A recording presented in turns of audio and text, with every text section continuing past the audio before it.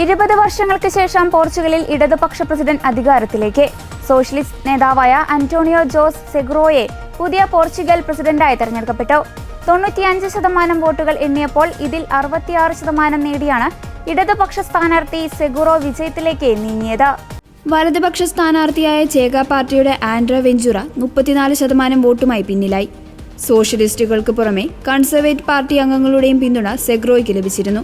Marcelo റിബലോ ഡിസോസയുടെ പിൻഗാമിയായിട്ടാവും സെഗുറോ എത്തുക. പോർച്ചുഗലിന്റെ ദൈനംദിന ഭരണത്തിൽ പ്രസിഡന്റിന് കാര്യമായ പങ്കില്ലെങ്കിലും ചില പ്രത്യേക അധികാരങ്ങൾ അവർക്കുണ്ട്. പാർലമെന്റ് പിരിച്ചുവിടാൻ തിരഞ്ഞെടുപ്പ് പ്രഖ്യാപിക്കാനുമുള്ള അധികാരമാണ് അതിൽ പ്രധാനപ്പെട്ടത്. ചില പുതിയ നിയമങ്ങളെ വീറ്റോ ചെയ്യാനുള്ള അധികാരവും പ്രസിഡന്റിനുണ്ട്. രാജ്യത്തിന്റെ ദൈനംദിന ഭരണകാര്യങ്ങളിൽ ഇടപെടുന്നത് പ്രധാനമന്ത്രിയാണ്. തെരഞ്ഞെടുപ്പിൽ തോറ്റുവെങ്കിലും തന്റെ പാർട്ടിക്ക് പാർലമെന്റിൽ ശക്തമായ സാന്നിധ്യം അറിയിക്കാൻ ആൻഡ്രേ വെഞ്ചുറയ്ക്ക് കഴിഞ്ഞുവെന്നാണ് പോർച്ചുഗൽ രാഷ്ട്രീയ നിരീക്ഷകരുടെ വിലയിരുത്തൽ. കഴിഞ്ഞ വർഷം പോർച്ചുഗൽ പാർലമെന്റിലെ രണ്ടാമത്തെ വലിയ രാഷ്ട്രീയ പാർട്ടിയാകാൻ അവർക്ക് കഴിഞ്ഞിരുന്നു.